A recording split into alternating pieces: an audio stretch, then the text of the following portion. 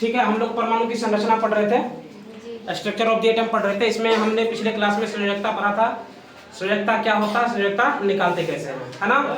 संयोजकता निकालते कैसे हैं ये हमने बताया था। और उसमें हमने बताया था कि कोई भी परमाणु मतलब कोई भी तत्व है, अगर उसका तुम्हें पता है कि इलेक्ट्रॉन मतलब उसका तुमको कोष पता है, कक्षा पता है, किस कक्षा में कितना इलेक्ट्रॉन है, ठीक है, तो उसके अनुसार से तुम निकाल सकते हो। जैसे हमने एक एग्जांपल भी लिया था कि जैसे मान लो कि कार्बन 6 नंबर पे है ना, तो कार्बन के पहले कोष में कितना इलेक्ट्रॉन होगा, 2 इलेक्ट्रॉन। दूसरे कक्षा में कितना होगा, 4 इलेक्ट्रॉन। अब उसको अपना अष्टक पूरा करने के लिए कितना इलेक्ट्रॉन चाहिए, 4 इलेक्ट्रॉन चाहिए। या तो 4 इलेक्ट्रॉन का वो त्याग कर देगा तो उसका पहला कक्षा पूरा रहेगा, या फिर वो 4 इलेक्ट्रॉन को क्या करेगा, ग्रहण करेगा। यही जो त्याग करना और ग्रहण करना, जितने भी इलेक्ट्रॉन का वो त्याग करता है या ग्रहण करता है, वही उसकी क्या कहलाता है, संयोजकता कहलाता है। क्या कहलाता है, संयोजकता कहलाता है। किसी का भी निकाल सकते हो। जैसे हम यहाँ पे एक और एग्जांपल लेते हैं, सोडियम कितने नंबर पे है, 11 नंबर पे। तो 11 में अगर तुम ध्यान से देखो तो उसमें क्या होता है, पहले कक्षा में के कक्षा में 2 इलेक्ट्रॉन, एल कक्षा में 8 इलेक्ट्रॉन, बचा कितना इलेक्ट्रॉन, 1 इलेक्ट्रॉन एम कक्षा में बचा। अब ये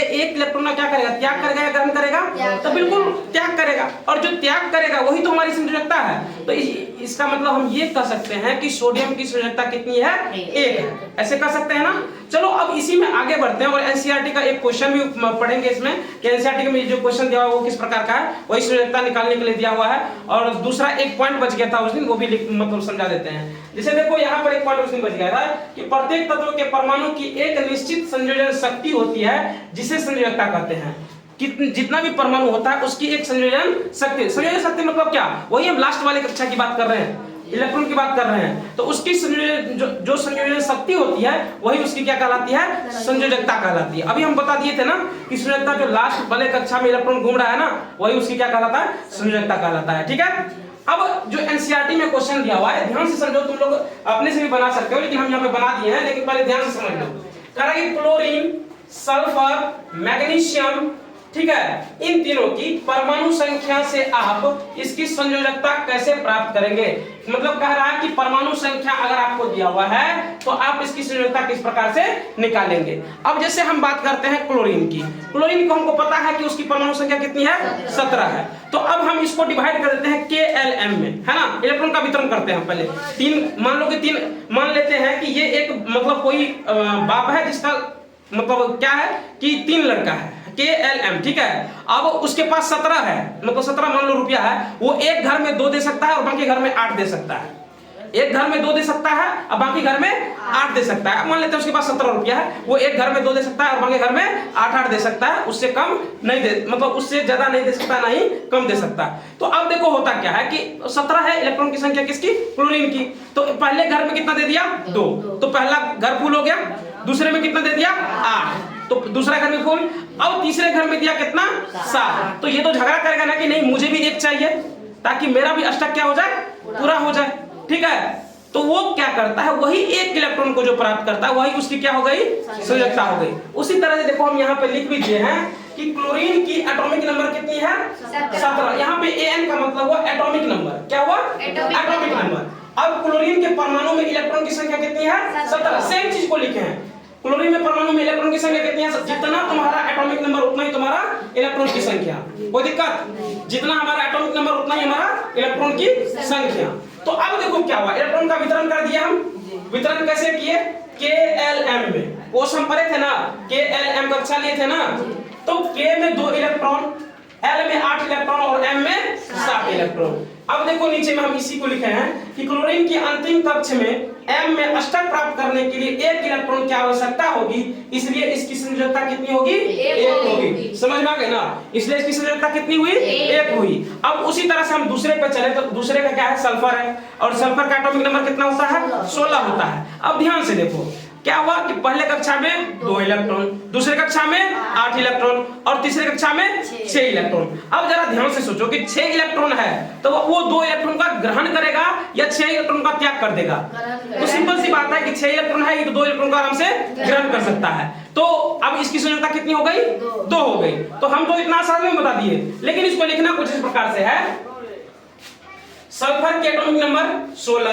तो सल्फर के परमाणु में इलेक्ट्रॉन का मतलब इलेक्ट्रॉन की संख्या कितनी हो गई, 16 हो गई। ठीक है। उसी तरह से इलेक्ट्रॉन वितरण करेंगे तो K में 2, L में 8 और M में 6।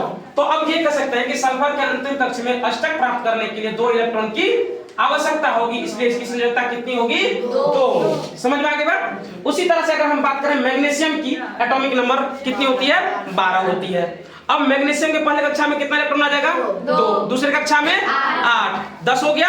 अब 2 इलेक्ट्रॉन बचा है, तो यहाँ पे क्या करेगा? ये 2 इलेक्ट्रॉन का त्याग कर देगा, तो इसकी संयोजकता कितनी हो जाएगी? 2 हो जाएगी। सेम वही चीज लिखे हैं कि मैग्नीशियम के एटॉमिक नंबर कितनी हो गई? 12। मैग्नीशियम के परमाणु में इलेक्ट्रॉन की संख्या 12। इलेक्ट्रॉन वितरण किस प्रकार से होगा? KLM में 2, 8 और 2। ठीक है, तो इसमें 2 इलेक्ट्रॉन का त्याग कर मैग्नीशियम अष्टक में रहेगा, इसलिए इसकी संयोजकता कितनी होगी? 2। कोई दिक्कत? ये एनसीईआरटी का पेज नंबर 48 का क्वेश्चन है। एनसीईआरटी में अगर तुम देखोगे 2015 एडिशन में एनसीईआरटी में, तो ये तुम्हारा पेज नंबर 48 का क्वेश्चन है। ठीक है, उसमें देखोगे ये वाला क्वेश्चन है, तो इस वाले क्वेश्चन को ध्यान से एक बार घर पे भी बनाने की कोशिश करना, समझ में ज्यादा आएगी। अब समझते हैं, हम आगे बढ़ते हैं इसी में और समझते हैं परमाणु संख्या और द्रव्यमान संख्या क्या होता है, हाँ ना? परमाणु संख्या और द्रव्यमान संख्या क्या होता है? तो सबसे पहले परमाणु संख्या समझ लेते हैं। तो परमाणु संख्या किसको कहते हैं? तो परमाणु के नाभिक में उपस्थित प्रोटॉनों की कुल संख्या को क्या कहते हैं? परमाणु संख्या। मतलब एक परमाणु के नाभिक में जितना भी प्रोटॉन होगा, एक परमाणु के जो नाभिक होते हैं उसमें जितनी भी प्रोटॉन की संख्या होती है वही उसकी क्या होती है? परमाणु संख्या होती है। वही क्या होती है उसकी? परमाणु संख्या। जैसे मान लो कि हम कार्बन का बात करें, कार्बन कितने नंबर पे है? 6 नंबर। उसके नाभिक में कितना प्रोटॉन होगा? 6 होगा। इसका मतलब उसका एटॉमिक नंबर कितना हो गया? 6 हो गया। समझ में आ गई बात? तो परमाणु के नाभिक में प्रोटॉन विद्यमान होते हैं, ये तो हम समझ गए कि परमाणु के नाभिक में क्या होता है? प्रोटॉन विद्यमान होते हैं। एक परमाणु में उपस्थित प्रोटॉनों की संख्या उसकी परमाणु संख्या को बताती है। एक परमाणु में जो उपस्थित प्रोटॉन की संख्या है ना, वो क्या बताती है? परमाणु संख्या को बताती है। ठीक है, और इसे हम लोग Z से दर्शाते हैं। किसी से दर्शाते हैं? Z से दर्शाते हैं। ठीक है, अब अगर हम बात करें कि किसी तत्व के सभी अणुओं की परमाणु संख्या Z समान होती है, किसी तत्व के सभी जो अणुओं की परमाणु संख्या होती है वो क्या होती है? Z के समान होती है। किस प्रकार से? ये देखो अभी समझ में आएगा। तत्वों को उनके परमाणु में विद्यमान प्रोटॉनों की संख्या से परिभाषित किया जाता है। तत्व जो है उनके परमाणु में उपस्थित जितने भी प्रोटॉन की संख्या होती है उसी से उसको क्या कहा जाता है? परिभाषित किया जाता है। ठीक है, जो कि हम शुरुआत वाले इसी वाले पॉइंट को हम तोड़ के यहाँ पे लिखे हैं ताकि तुमको क्लियरली समझ में आए। यही वाला पॉइंट है, परमाणु के नाभिक में उपस्थित प्रोटॉन की कुल संख्या को हम लोग परमाणु संख्या कहते हैं। यही वाले पॉइंट को हम तोड़ के लिखे हैं। तुम अगर ध्यान से पढ़ोगे तुम्हें समझ में आ जाएगा। ठीक है, अब अगला आते हैं द्रव्यमान संख्या क्या होता है, और यहाँ से हमको वो वाला सवाल क्लियर होगा जिसमें हमने न्यूट्रॉन की संख्या बताया नहीं था। हम बताए थे ना कि न्यूट्रॉन की संख्या तुम्हें समझ में आ जाएगी। पहले एक बार हमको आगे बढ़ने दो, है ना? जिसमें हमने तुमको प्रोटॉन बता दिया था, इलेक्ट्रॉन बता दिया था, अब बच गया था हमारा न्यूट्रॉन कि सर न्यूट्रॉन कैसे निकालेंगे। सबके दिमाग में यही चल रहा था, सर सब कुछ बता दिया, अब बताइए न्यूट्रॉन कैसे निकालेंगे। तो अब यहाँ पे समझ में आएगा द्रव्यमान संख्या, पहले समझ लो। तो एक परमाणु के नाभिक में उपस्थित प्रोटॉन और न्यूट्रॉन की कुल संख्या के योग को द्रव्यमान संख्या कहते हैं। मतलब कोई परमाणु है उसके नाभिक में हम जानते हैं कि प्रोटॉन और न्यूट्रॉन होता है, तो उन दोनों के योगफल जो होता है उसी को हम लोग क्या कहते हैं? द्रव्यमान संख्या कहते हैं। किसको किसको? प्रोटॉनों और न्यूट्रॉन को। अब ध्यान से देखो, द्रव्यमान संख्या बोले ना, अब द्रव्यमान संख्या बराबर हम क्या लिख सकते हैं? द्रव्यमान संख्या बराबर क्या लिख सकते हैं? तुम लोग खुद दिमाग लगाओ। प्रोटॉन प्लस न्यूट्रॉन लिख सकते हैं ना, प्रोटॉन प्लस न्यूट्रॉन। अब तुमको अगर हम द्रव्यमान संख्या दे देंगे, अब प्रोटॉन की संख्या देंगे, तो न्यूट्रॉन नहीं निकाल लोगे ना? तो वही चीज उसमें था। तुम उस चार्ट को बढ़िया से देखना, उस चार्ट को तुम बढ़िया से देखना। यहाँ पे हम पहले ही बोल दिए कि द्रव्यमान यहाँ पे Z से निरूपित करते हैं, तो इसी को लोग Z लिखते हैं, है ना? तो Z बराबर P प्लस N हो गया, है ना? तो अब तुम क्या करोगे? यहाँ से तुमको प्रोटॉन पता है, परमाणु द्रव्यमान संख्या पता है, तो क्या निकल जाएगा हमारा? न्यूट्रॉन की संख्या। लेकिन अब आगे बढ़ते हैं, चलो समझते हैं पहले। जैसे कार्बन का द्रव्यमान कितना होता है? 12U होता है। इसका मतलब ये हुआ कि इसमें कितना है? 6 तुम्हारा प्रोटॉन का संख्या और 6 न्यूट्रॉन की संख्या। सिंपल सी बात है। अगर हम आगे बढ़े इसमें, तो एल्युमिनियम का द्रव्यमान कितना होता है? 27। इसका मतलब इसमें क्या होगा? 13 प्रोटॉन होगा और 14 न्यूट्रॉन होगा, है ना? अब देखो, किसी परमाणु को दर्शाने के लिए परमाणु संख्या, द्रव्यमान संख्या और तत्वों का प्रतीक इस प्रकार लिखा जाता है। तुम ध्यान से जाना और पीरियोडिक टेबल को ध्यान से देखना, हर जगह पे कुछ इसी प्रकार से लिखा रहता तत्व को लिखा रहता है ना, या अपने बुक में देखना। ठीक है, जैसे मान लो कार्बन लिखा हुआ है, कार्बन 6 लिख दिया यहाँ पे, ये क्या हो गया? हमारा परमाणु संख्या हो गया। ठीक है। द्रव्यमान अगर कुछ लिखा यहाँ पे लिखा हुआ ये क्या हो गया हमारा द्रव्यमान संख्या हो गया ना। अब जरा ध्यान से देखो यहाँ इसका अगर न्यूट्रॉन की संख्या निकालेंगे तो कैसे निकालेंगे, जरा सोचो न्यूट्रॉन की संख्या कैसे निकालेंगे। 14 में से 7 गया कितना बचेगा 7। इसका कैसे निकालेंगे 23 में से 11 गया 12 निकल गया न्यूट्रॉन की संख्या।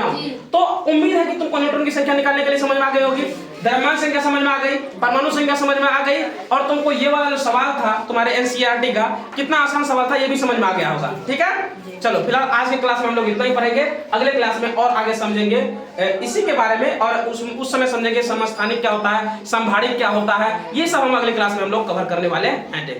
ठीक है, फिलहाल आज के क्लास में इतना ही।